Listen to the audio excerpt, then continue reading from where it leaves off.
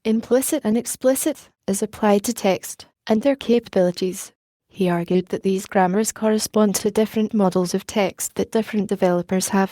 For example, one implicit model of the text is that there is no internal structure, but just one thing after another, a few characters and then perhaps a start title command, and then a few more characters and an end title command. Sperberg-McQueen also distinguished several kinds of text that have a sort of hierarchical structure that is not very well defined, which, typically, corresponds to grammars that are not very well defined, as well as hierarchies that are very well defined, e.g., the thesaurus lingua grae, and extremely complicated things such as HTML, which handle strictly hierarchical data very nicely. Sperberg-McQueen conceded that one other model not illustrated on his two displays was the model of text as a bitmapped image, an image of a page, and confessed to having been converted to a limited extent by the workshop to the view that electronic images constitute a promising, probably superior alternative to microfilming. But he was not convinced that electronic images represent a serious attempt to represent text in electronic form. Many of their problems stem from the fact that they are not direct attempts to represent the text but attempts to represent the page, thus making them representations of representations. In this situation of increasingly complicated textual information and the need to control the complexity in a useful way, which begs the question of the need for good textual grammars, one has the introduction of SGML. With SGML, one can develop specific document type declarations for specific text types or, as with the TEI, attempts to generate general document type declarations that can handle all sorts of text. The TEI is an attempt to develop formats for text representation that will ensure the kind of reusability and longevity of data discussed earlier. It offers a way to stay alive in a state of permanent technological revolution. It has been a continuing challenge in the TEI to create document grammars that do some work in controlling the complexity of the textual object but also allowing one to represent the real text that one will find. Fundamental to the notion of the TEI is that TEI conformance allows one the ability to extend or modify the TEI tag set so that it fits the text that one is attempting to represent. Sperberg-McQueen next outlined the administrative background of the TEI. The TEI is an international project to develop and disseminate guidelines for the encoding and interchange of machine-readable text. It is sponsored by the Association for Computers in the Humanities, the Association for Computational Linguistics, and the Association for Literary and Linguistic Computing. Representatives of numerous other professional societies sit on its advisory board. The TEI has a number of affiliated projects that have provided assistance by testing drafts of the guidelines. Among the design goals for the TEI tag set, the scheme first of all must meet the needs of research, because the TEI came out of the research community, which did not feel adequately served by existing tag sets. The tag set must be extensive as well as compatible with existing and emerging standards. In 1990, version 1.0 of the guidelines was released. Sperberg-McQueen illustrated their contents. Sperberg-McQueen noted that one problem besetting electronic text has been the lack of adequate internal or external documentation for many existing electronic texts. The TEI guidelines as currently formulated contain few fixed requirements, but one of them is this. There must always be a document header, an in-file SGML tag that provides one, a bibliographic description of the electronic object one is talking about. That is, who included it, when, what for, and under which title, and 2, the copy text from which it was derived, if any. If there was no copy text or if the copy text is unknown, then one states as much. Version 2.0 of the guidelines was scheduled to be completed in fall 1992 and a revised third version is to be presented to the TEI Advisory Board for its endorsement this coming winter. The TEI itself exists to provide a markup language, not a marked-up text. Among the challenges the TEI has attempted to face is the need for a markup language that will work for existing projects. That is, handle the level of markup that people are using now to tag only chapter, section, and paragraph divisions and not much else. At the same time,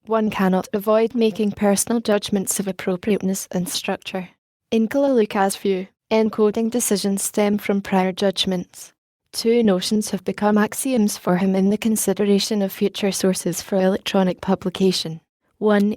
Electronic text publishing is as personal as any other kind of publishing, and questions of if and how to encode the data are simply a consequence of that prior decision. 2. All personal decisions are open to criticism, which is unavoidable. Kalaluka rehearsed his role as a publisher, or, better, as an intermediary between what is viewed as a sound idea and the people who would make use of it. Finding the specialist to advise in this process is the core of that function. The publisher must monitor and hug the fine line between giving users what they want and suggesting what they might need. One responsibility of a publisher is to represent the desires of scholars and research librarians as opposed to bullheadedly forcing them into areas they would not choose to enter. Kalaluka likened the questions being raised today about data structure and standards to the decisions faced by the Abbey Mig himself during production of the Patrology series in the mid-19th century. Chadwick Healy's decision to reproduce Migna's Latin series whole and complete with SGML tags was also based upon a perceived need and unexpected use. In the same way that Migna's work came to be far more than a simple handbook for clerics, PLD is already far more than a database for theologians. It is a bedrock source for the study of Western civilization, Kalaluka asserted. In regard to the decision to produce and publish PLD, the editorial board offered direct judgments on the question of appropriateness of these texts for conversion, their encoding and their distribution, and concluded that the best possible project was one that avoided overt intrusions or exclusions in so important a resource. Thus, the general decision to transmit the original collection as clearly as possible with the widest possible avenues for use led to other decisions. 1. To encode the data or not, SGML or not, TI or not. Again, the expected user community asserted the need for normative tagging structures of important humanities texts, and the TEI seemed the most appropriate structure for that purpose. Research librarians, who are trained to view the larger impact of electronic text sources on 80 or 90 or 100 doctoral disciplines, loudly approved the decision to include tagging. They see what is coming better than the specialist who is completely focused on one edition of Ambrose's De Anima, and they also understand that the potential uses exceed present expectations. 2. What will be tagged and what will not. Once again, the board realized that one must tag the obvious, but in no way should one attempt to identify through encoding schemes every single discrete area of a text that might someday be searched. That was another decision. Searching by a column number, an author, a word, a volume, permitting combination searches, and tagging notations seemed logical choices as core elements. 3. How does one make the data available? Tying it to a CD-ROM edition creates limitations, but a magnetic tape file that is very large, is accompanied by the encoding specifications, and that allows one to make local modifications also allows one to incorporate any changes one may desire within the bounds of private research, though exporting tag files from a CD-ROM could serve just as well. Since no one on the board could possibly anticipate each and every way in which a scholar might choose to mine this data bank, it was decided to satisfy the basics and make some provisions for what might come. 4. Not to encode the database would rob it of the interchangeability and portability these important texts should accommodate.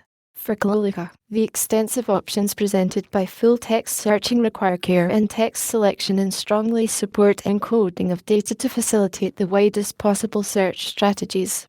Better software can always be created, but summoning the resources, the people, and the energy to reconvert the text is another matter. PLD is being encoded, captured, and distributed because to Chadwick Healy and the board it offers the widest possible array of future research applications that can be seen today. Kalaluka concluded by urging the encoding of all important text sources in whatever way seems most appropriate and durable at the time, without blanching at the thought that one's work may require emendation in the future. Thus, Chadwick Healy produced a very large humanities text database before the final release of the TEI guidelines.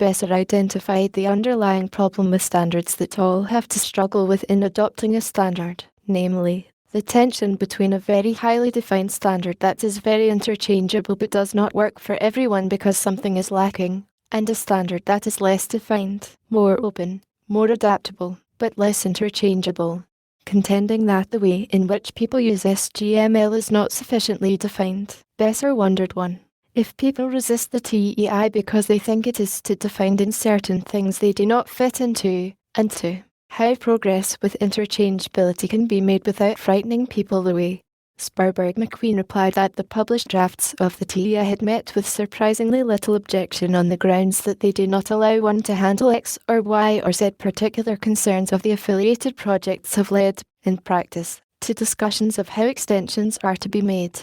The primary concern of any project has to be how it can be represented locally, thus making interchange secondary.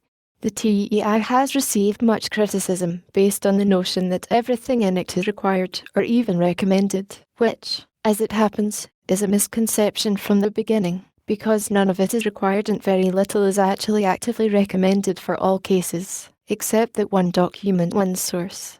Sparberg McQueen agreed with Besser about this trade-off. All the projects in a set of 20 take-informant projects will not necessarily tag the material in the same way. One result of the TEI will be that the easiest problems will be solved, those dealing with the external form of the information. But the problem that is hardest in interchange is that one is not encoding what another wants, and vice versa. Thus, after the adoption of a comma in notation, the differences in the underlying conceptions of what is interesting about texts become more visible. The success of a standard like the TEI will lie in the ability of the recipient of interchanged texts to use some of what it contains and to add the information that was not encoded that one wants, in a layered way, so that texts can be gradually enriched and one does not have to put in everything all at once. Hence, having a well-behaved markup scheme is important. Stevens followed up on the paradoxical analogy that Besser alluded to in the example of the MARC records, namely, the formats that are the same except that they are different. Stevens drew a parallel between document type definitions and MARC records for books and serials and maps, where one has a tagging structure and there is a text interchange. Stevens opined that the producers of the information will set the terms for the standard, i.e., develop document type definitions for the users of their products, creating a situation that will be problematical for an institution like the Library of Congress, which will have to deal with the DTDS in the event that a multiplicity of them develops. Thus, numerous people are seeking a standard but cannot find the tag set that will be acceptable to them and their clients. Sparberg McQueen agreed with this view, and said that the situation was in a way worse. Attempting to unify arbitrary DTDS resembled attempting to unify a MARC record with a bibliographic record done according to the Prussian instructions. According to Stevens, this situation occurred very early in the process. Waters recalled from early discussions on Project OpenBook the concern of many people that merely by producing images, POB was not really enhancing intellectual access to the material. Nevertheless, not wishing to overemphasize the opposition between imaging and full text, Waters stated that POB views getting the images as a first step toward possibly converting to full text through character recognition, if the technology is appropriate. Waters also emphasized that encoding is involved even with a set of images. Sparberg McQueen agreed with Waters that one can create an SGML document consisting wholly of images. At first sight, organizing graphic images with an SGML document may not seem to offer great advantages, but the advantages of the scheme Waters described would be precisely that ability to move into something that is more of a multimedia document, a combination of transcribed text and page images. Weibel concurred in this judgment, offering evidence from Project Adapt, where a page is divided into text elements and graphic elements, and in fact the text elements are organized by columns and lines. These lines may be used as the basis for distributing documents in a network environment. As one develops software intelligent enough to recognize what those elements are, it makes sense to apply SGML to an image initially, that may, in fact, ultimately become more and more text, either through OCR or edited OCR or even just through keying. For Waters, the labor of composing the document and saying this set of documents or this set of images belongs to this document constitutes a significant investment. Weibel also made the point that VAAP tag sets, while not excessively prescriptive, offer a common starting point. They do not define the structure of the documents, though. They have some recommendations about DTDs one could use as examples, but they do just suggest tag sets. For example, the core project attempts to use the AAP markup as much as possible, but there are clearly areas where structure must be added. That in no way contradicts the use of AAP tag sets. Sperberg-McQueen noted that the TEI prepared a long working paper early on about the AAP tag set and what it lacked that the TEI thought it needed, and a fairly long critique of the naming conventions, which has led to a very different style of naming in the TEI. He stressed the importance of the opposition between prescriptive markup, the kind that a publisher or anybody can do when producing documents de novo, and descriptive markup, in which one has to take what the text carrier provides. In these particular tag sets it is easy to overemphasize this opposition, because the AAP tag set is extremely flexible. Even if one just used the DTDs, they allow almost anything to appear almost anywhere. Session 6. Copyright issues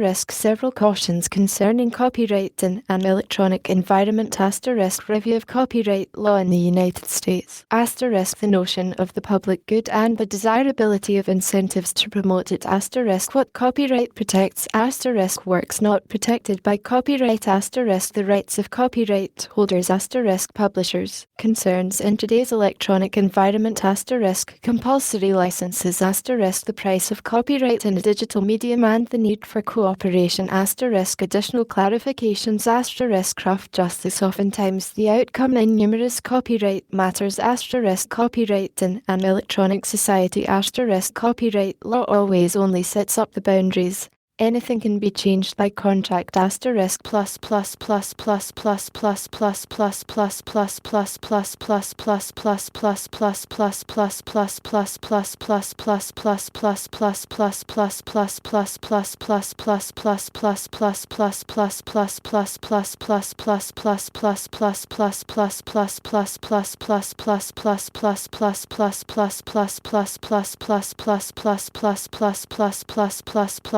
plus Mary Beth Peters, Policy Planning Advisor to the Register of Copyrights, Library of Congress, made several general comments and then opened the floor to discussion of subjects of interest to the audience. Having attended several sessions in an effort to gain a sense of what people did and where copyright would affect their lives, Peters expressed the following cautions. If one takes and converts materials and puts them in new forms, then, from a copyright point of view, one is creating something and will receive some rights. However, if what one is converting already exists, a question immediately arises about the status of the materials in question. Putting something in the public domain in the United States offers some freedom from anxiety, but distributing it throughout the world on a network is another matter, even if one has put it in the public domain in the United States. Foreign laws. Very frequently a work can be in the public domain in the United States but protected in other countries. Thus, one must consider all of the places a work may reach, lest one unwittingly become liable to being faced with a suit for copyright infringement, or at least a letter demanding discussion of what one is doing. Peters reviewed copyright law in the United States. The U.S. Constitution effectively states that Congress has the power to enact copyright laws for two purposes. 1. To encourage the creation and dissemination of intellectual works for the good of society as a whole. And, significantly, 2. to give creators and those who package and disseminate materials the economic rewards that are due them. Congress strives to strike a balance, which at times can become an emotional issue. The United States has never accepted the notion of the natural right of an author so much as it has accepted the notion of the public good and the desirability of incentives to promote it. This state of affairs, however, has created strains on the international level and is the reason for several of the differences in the laws that we have. Today, the United States protects almost every kind of work that can be called an expression of an author. The standard for gaining copyright protection is simply originality. This is a low standard and means that a work is not copied from something else, as well as shows a certain minimal amount of authorship. One can also acquire copyright protection for making a new version of pre-existing material, provided it manifests some spark of creativity. However, copyright does not protect ideas, methods, systems, only the way that one expresses those things. Nor does copyright protect anything that is mechanical, anything that does not involve choice or criteria concerning whether or not one should do a thing. For example, the results of a process called declicking, in which one mechanically removes impure sounds from old recordings, are not copyrightable. On the other hand, the choice to record the song digitally and to increase the sound of violins or to bring up the timpani constitutes the results of conversion that are copyrightable. Moreover, if a work is protected by copyright in the United States, one generally needs the permission of the copyright owner to convert it. Normally, he will own the new, that is, converted, material as a matter of contract. In the absence of a contract, the person who creates the new material is the author and owner. But people do not generally think about the copyright implications until after the fact. Peter stressed the need when dealing with copyrighted works to think about copyright in advance. One's bargaining power is much greater up front than it is down the road. Peters next discussed works not protected by copyright. For example, any work done by a federal employee as part of his or her official duties is in the public domain in the United States. The issue is not wholly free of doubt concerning whether or not the work is in the public domain outside the United States. Other materials in the public domain include any works published more than 75 years ago, and any work published in the United States more than 28 years ago, whose copyright was not renewed. In talking about the new technology and putting material in a digital form to send all over the world, Peters cautioned, one must keep in mind that while the rights may not be an issue in the United States, they may be in different parts of the world, where most countries previously employed a copyright term of the life of the author plus 50 years. Peters next reviewed the economics of copyright holding. Simply, economic rights are the rights to control the reproduction of a work in any form. They belong to the author, or in the case of a work made for hire, the employer. The second right, which is critical to conversion, is the right to change a work. The right to make new versions is perhaps one of the most significant rights of authors, particularly in an electronic world. The third right is the right to publish the work and the right to disseminate it, something that everyone who deals in an electronic medium needs to know. The basic rule is if a copy is sold, all rights of distribution are extinguished with the sale of that copy. The key is that it must be sold. A number of companies overcome this obstacle by leasing or renting their product. These companies argue that if the material is rented or leased and not sold, they control the uses of a work. The fourth right, and one very important in a digital world, is a right of public performance, which means the right to show the work sequentially. For example, copyright owners control the showing of a CD-ROM product in a public place such as a public library. The reverse side of public performance is something called the right of public display. Moral rights also exist, which at the federal level apply only to very limited visual works of art, but in theory may apply under contract and other principles. Moral rights may include the right of an author to have his or her name on a work, the right of attribution, and the right to object to distortion or mutilation, the right of integrity. The way copyright law is worded gives much latitude to activities such as preservation, to use of material for scholarly and research purposes when the user does not make multiple copies, and to the generation of facsimile copies of unpublished works by libraries for themselves and other libraries. But the law does not allow anyone to become the distributor of the product for the entire world. In today's electronic environment, publishers are extremely concerned that the entire world is networked and can obtain the information desired from a single copy in a single library. Hence, if there is to be only one sale, which publishers may choose to live with, they will obtain their money in other ways, for example, from access and news. Hence, the development of site licenses and other kinds of agreements to cover what publishers believe they should be compensated for. Any solution that the United States takes today has to consider the international arena, noting that the United States is a member of the Berne Convention and subscribes to its provisions. Peters described the permissions process. She also defined compulsory licenses. A compulsory license, of which the United States has had a few, builds into the law the right to use a work subject to certain terms and conditions. In the international arena, however, the ability to use compulsory licenses is extremely limited.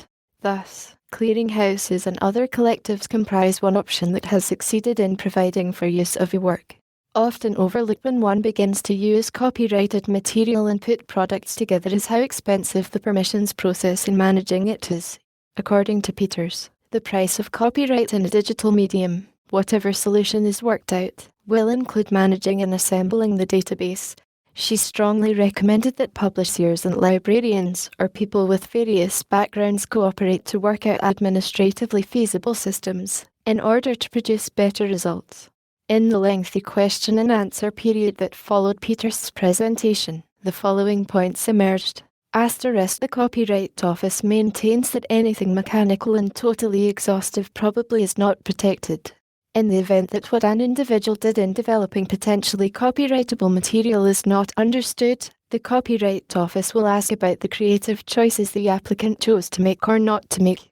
As a practical matter, if one believes she or he has made enough of those choices, that person has a right to assert a copyright and someone else must assert that the work is not copyrightable. The more mechanical, the more automatic a thing is, the less likely it is to be copyrightable. Nearly all photographs are deemed to be copyrightable, but no one worries about them much, because everyone is free to take the same image. Thus, a photographic copyright represents what is called a thin copyright. The photograph itself must be duplicated in order for copyright to be violated. The Copyright Office takes the position that X-rays are not copyrightable because they are mechanical. It can be argued whether or not image enhancement and scanning can be protected. One must exercise care with material created with public funds and generally in the public domain. An article written by a federal employee, if written as part of official duties, is not copyrightable. However, control over a scientific article written by a National Institutes of Health grantee, i.e., someone who receives money from the U.S. government, depends on NIH policy. If the government agency has no policy, and that policy can be contained in its regulations, the contract, or the grant, the author retains copyright. If a provision of the contract, grant, or regulation states that there will be no copyright, then it does not exist. When a work is created, copyright automatically comes into existence unless something exists that says it does not. An enhanced electronic copy of a printed copy of an older reference work in the public domain that does not contain copyrightable new material is a purely mechanical rendition of the original work, and is not copyrightable. Usually, when the work enters the public domain, nothing can remove it. For example, Congress recently passed into law the concept of automatic renewal, which means that copyright on any work published between L964 and L978 does not have to be renewed in order to receive a 75-year term. But any work not renewed before 1964 is in the public domain. Concerning whether or not the United States keeps track of when authors die, nothing was ever done, nor is anything being done at the moment by the Copyright Office. Software that drives a mechanical process is itself copyrightable. If one changes platforms, the software itself has a copyright.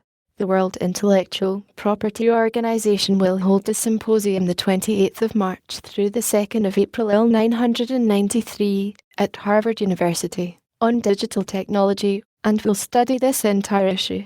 If one purchases a computer software package, such as movement, and creates something new, one receives protection only for that which has been added. Peters added that often in copyright matters, rough justice is the outcome. For example, in collective licensing, ASCAP, i.e., American Society of Composers, Authors, and Publishers, and BMI, i.e., Broadcast Music, Incorporated, where it may seem that the big guys receive more than their due. Of course, people ought not to copy a creative product without paying for it. There should be some compensation. But the truth of the world, and it is not a great truth, is that the big guy gets played on the radio more frequently than the little guy, who has to do much more until he becomes a big guy. That is true of every author, every composer, everyone, and, unfortunately, is part of life. Copyright always originates with the author, except in cases of works made for hire. Most software falls into this category. When an author sends his article to a journal, he has not relinquished copyright, though he retains the right to relinquish it. The author receives absolutely everything. The less prominent the author, the more leverage the publisher will have in contract negotiations. In order to transfer the rights, the author must sign an agreement giving them away. In an electronic society, it is important to be able to license a writer and work out deals. With regard to use of a work, it usually is much easier when a publisher holds the rights. In an electronic era, a real problem arises when one is digitizing and making information available. Peters referred again to electronic licensing clearinghouses. Copyright ought to remain with the author, but as one moves forward globally in the electronic arena, a middleman who can handle the various rights becomes increasingly necessary. The notion of copyright law is that it resides with the individual, but in an online environment, where a work can be adapted and tinkered with by many individuals, there is concern. If changes are authorized and there is no agreement to the contrary, the person who changes a work owns the changes. To put it another way, the person who acquires permission to change a work technically will become the author and the owner, unless some agreement to the contrary has been made. It is typical for the original publisher to try to control all of the versions and all of the uses. Copyright law always only sets up the boundaries. Anything can be changed by contract. Session 7. Conclusion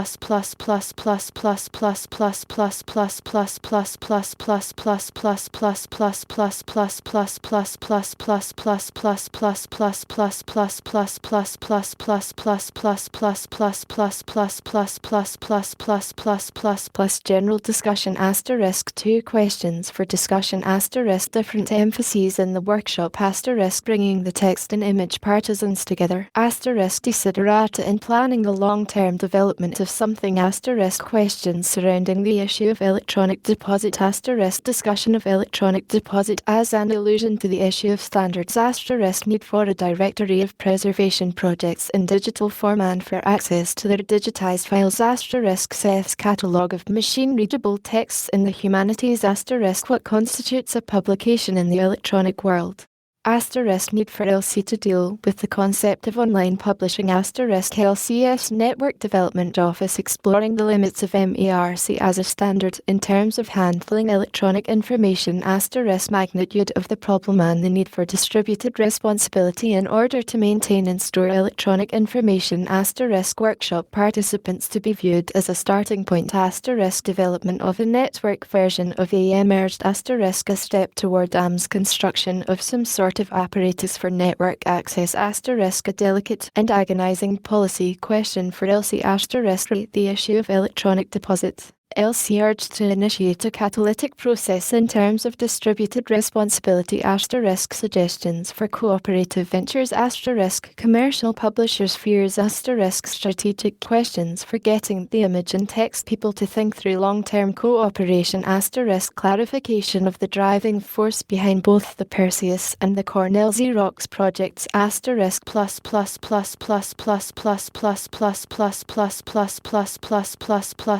plus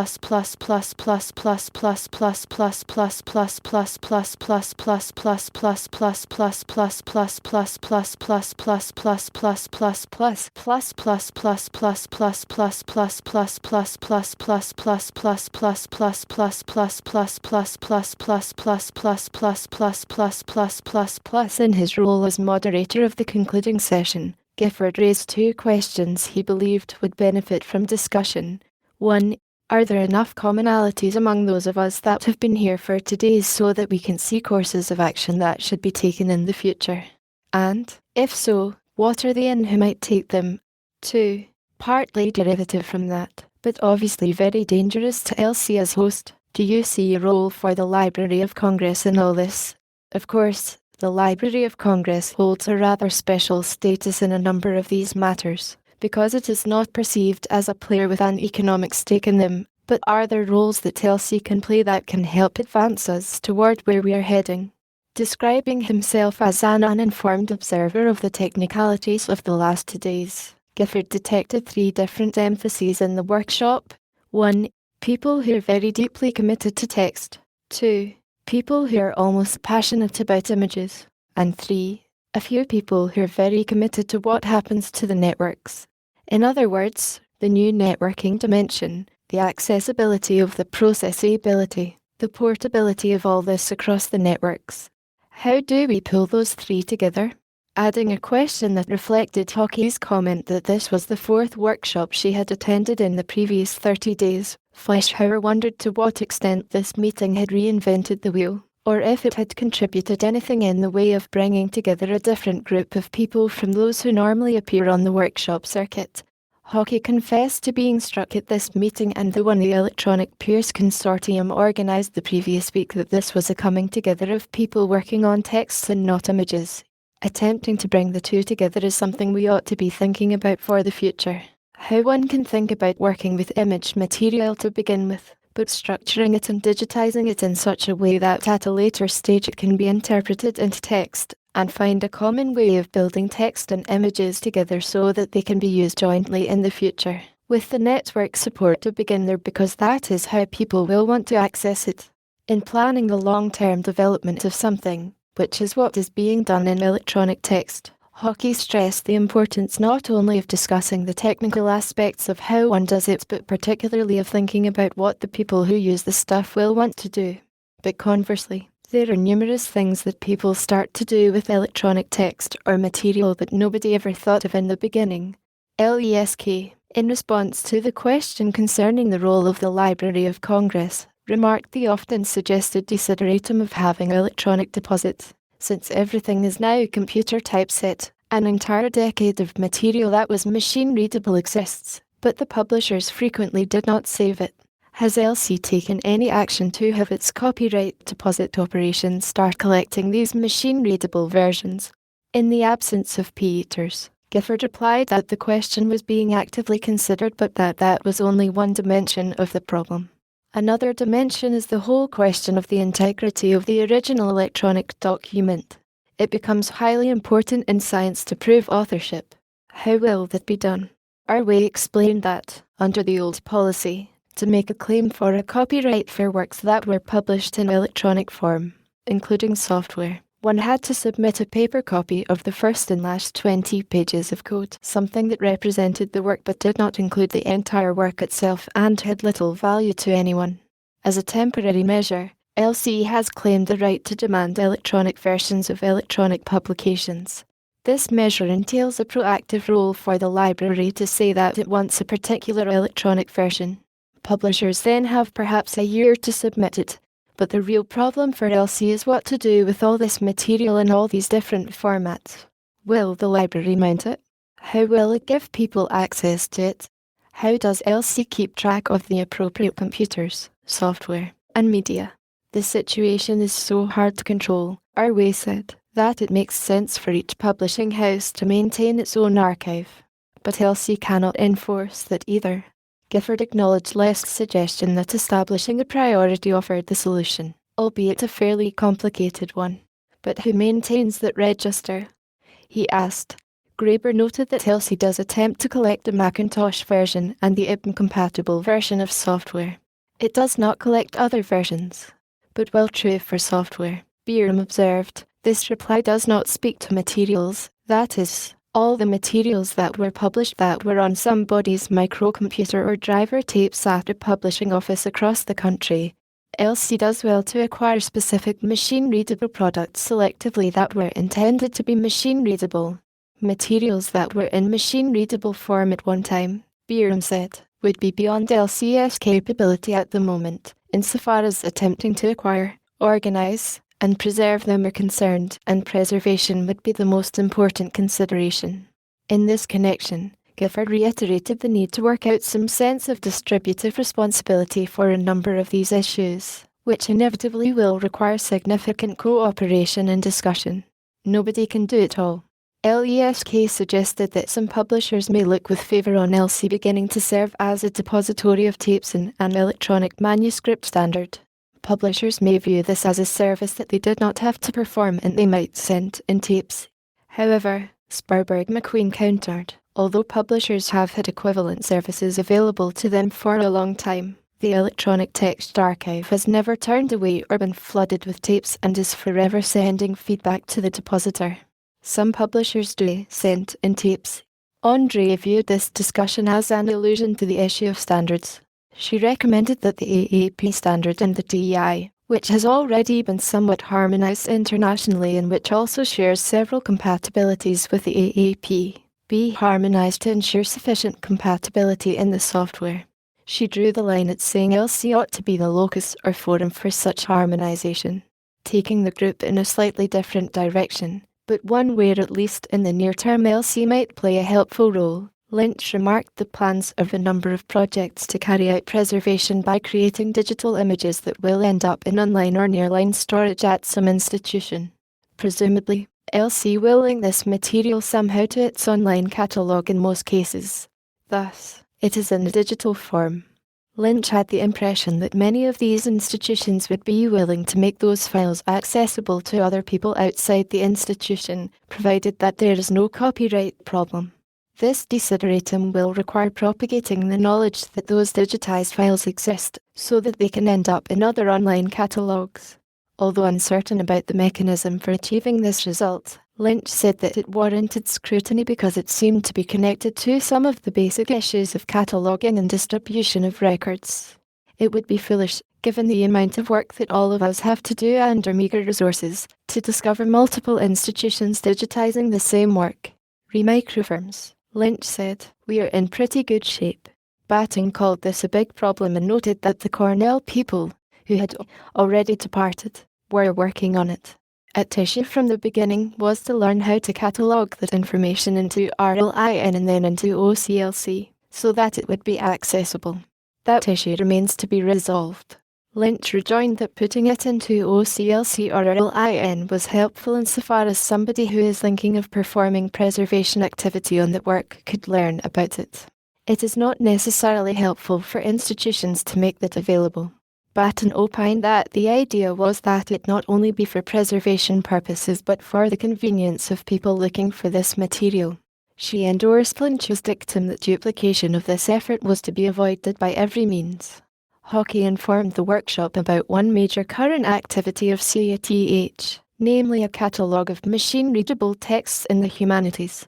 Held on RLIN at present, the catalogue has been concentrated on ASCII as opposed to digitized images of text. She is exploring ways to improve the catalogue and make it more widely available, and welcomes suggestions about these concerns. CETH owns the records, which are not just restricted to RLIN, and can distribute them however it wishes.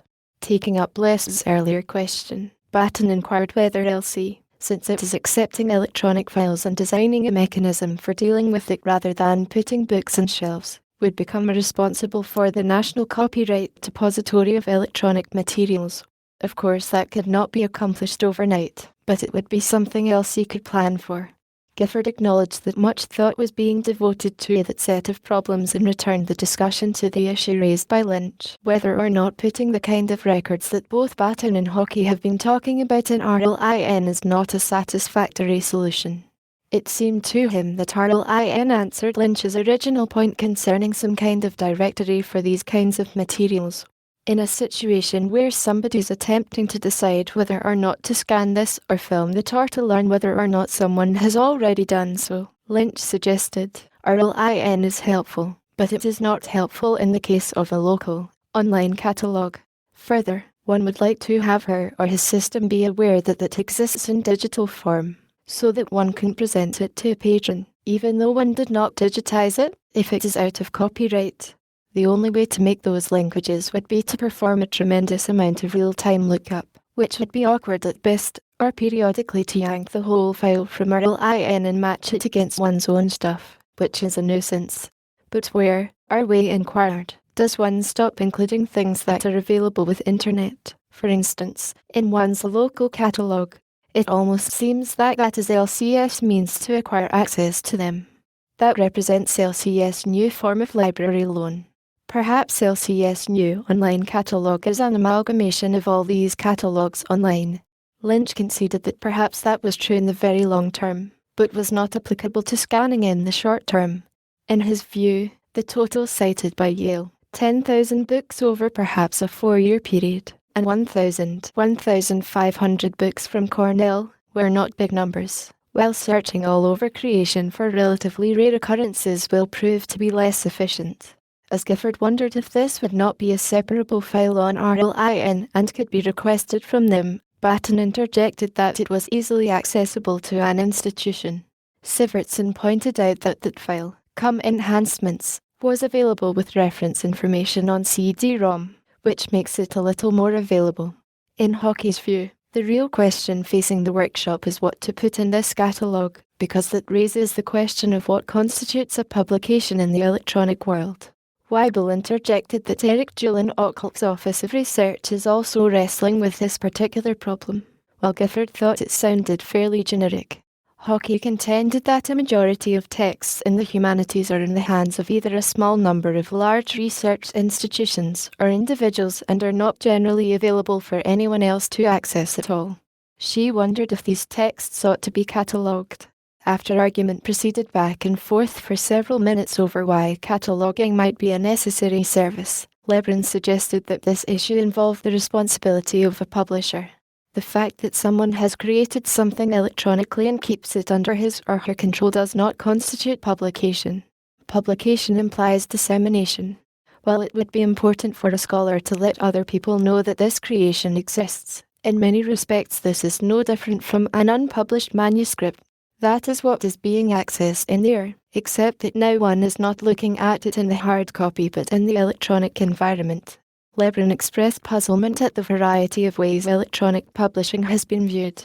Much of what has been discussed throughout these 2 days has concerned CD-ROM publishing, whereas in the online environment that she confronts, the constraints and challenges are very different. Sooner or later Elsie will have to deal with the concept of online publishing. Taking up the comment Arway made earlier about storing copies, Lebron gave her own journal as an example. How would she deposit OJT for copyright? She asked, because the journal will exist in the mainframe at OCLC and people will be able to access it. Here the situation is different, ownership versus access, and is something that arises with publication in the online environment, faster than is sometimes realized. Lacking clear answers to all of these questions herself, Lebron did not anticipate that Elsie would be able to take a role in helping to define some of them for quite a while. Greenfield observed that LCS Network Development Office is attempting, among other things, to explore the limits of MARC as a standard in terms of handling electronic information. Greenfield also noted that Rebecca Gunther from that office gave a paper to the American Society for Information Science, ASIS, summarizing several of the discussion papers that were coming out of the Network Development Office. Greenfield said he understood that office had a listserv soliciting just the kind of feedback received today concerning the difficulties of identifying and cataloguing electronic information. Greenfield hoped that everybody would be aware of that and somehow contribute to the conversation. Noting 2 of LCS roles, first, to act as a repository of record for material that is copyrighted in this country, and second, to make materials it holds available in some limited form to a clientele that goes beyond Congress. Besser suggested that it was incumbent on LC to extend those responsibilities to all the things being published in electronic form. This would mean eventually accepting electronic formats. LC could require that at some point they be in a certain limited set of formats, and then develop mechanisms for allowing people to access those in the same way that other things are accessed. This does not imply that they are on the network and available to everyone. LC does that with most of its bibliographic records, Besser said, which end up migrating to the utility, e.g., OCLC, or somewhere else. But just as most of LCS books are available in some form through interlibrary loan or some other mechanism, so in the same way electronic formats ought to be available to others in some format, though with some copyright considerations. Besser was not suggesting that these mechanisms be established tomorrow, only that they seem to fall within LCS purview, and that there should be long-range plans to establish them. Acknowledging that those from LC in the room agreed with Besser concerning the need to confront difficult questions, Gifford underscored the magnitude of the problem of what to keep and what to select. Gifford noted that LC currently receives some 31,000 items per day, not counting electronic materials, and argued for much more distributed responsibility in order to maintain and store electronic information. Besser responded that the assembled group could be viewed as a starting point, whose initial operating premise could be helping to move in this direction and defining how LC could do so, for example, in areas of standardization or distribution of responsibility. Fleischhauer added that AM was fully engaged, wrestling with some of the questions that pertained to the conversion of older historical materials, which would be one thing that the Library of Congress might do. Several points mentioned by Besser and several others on this question have a much greater impact on those who are concerned with cataloguing and the networking of bibliographic information, as well as preservation itself. Speaking directly to AM, which he considered was a largely uncopyrighted database, Lynch urged development of a network version of AM, or consideration of making the data in it available to people interested in doing networked multimedia. On account of the current great shortage of digital data that is both appealing and unencumbered by complex rights problems, this course of action could have a significant effect on making network multimedia a reality. In this connection, Fleischhauer reported on a fragmentary prototype in LCS Office of Information Technology Services that attempts to associate digital images of photographs with cataloguing information in ways that work within a local area network, a step, so to say, toward AM's construction of some sort of apparatus for access. Further, AM has attempted to use standard data forms in order to help make the distinction between the access tools and the underlying data, and thus believes that the database is networkable. A delicate and agonizing policy question for LC, however, which comes back to resources and unfortunately has an impact on this, is to find some appropriate, honourable, and legal cost recovery possibilities. A certain skittishness concerning cost recovery has made people unsure exactly what to do.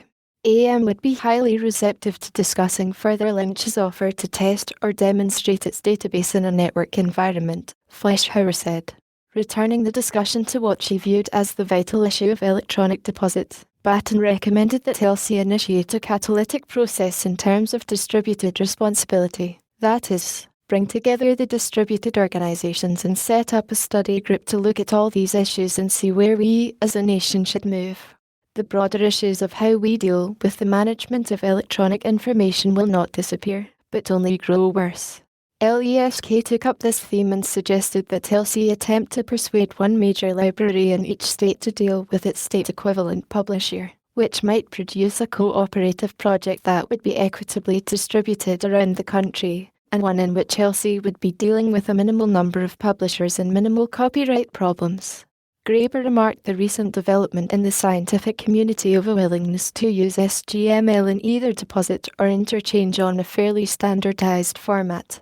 He wondered if a similar movement was taking place in the humanities. Although the National Library of Medicine found only a few publishers to cooperate in a like venture 2 or 3 years ago, a new effort might generate a much larger number willing to cooperate. Kimball recounted his units: Machine Readable Collections Reading Room,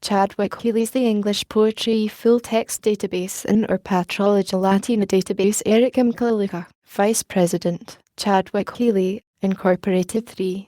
American Memory. Carl Fleischhauer, Coordinator, and Ricky Irby, Associate Coordinator, Library of Congress. 4. Founding Fathers Example from Packard Humanities Institute, The Papers of George Washington, University of Virginia. Dorothy Twilhig, Managing Editor, and or David Whitley Packard. 5. An electronic medical journal offering graphics and full-text searchability, the Online Journal of Current Clinical Trials, American Association for the Advancement of Science. Maria L. Lebron, Managing Editor. 6. A project that offers facsimile images of pages but omits searchable text, Cornell MathBooks. Lynn Capersinius, Assistant Director, Cornell Information Technologies for Scholarly Information Sources, Cornell University. 12:30 p.m. lunch, Dining Room A, Library Madsen 620. Exhibits available.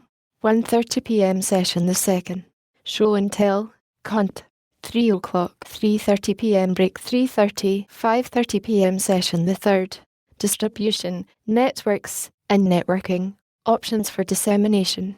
Published discs. University presses and public sector publishers. Private sector publishers. Computer networks. Moderator, Robert Gizich, Special Assistant to the Associate Librarian for Special Projects, Library of Congress. Clifford A. Lynch, Director, Library Automation, University of California. Howard Besser, School of Library and Information Science, University of Pittsburgh. Ronald L. Larson, Associate Director of Libraries for Information Technology, University of Maryland at College Park. Edwin D. Brown Rigg, Executive Director, MEMX Research Institute. 6:30 p.m. reception, Montpelier Room, Library Madsen 619.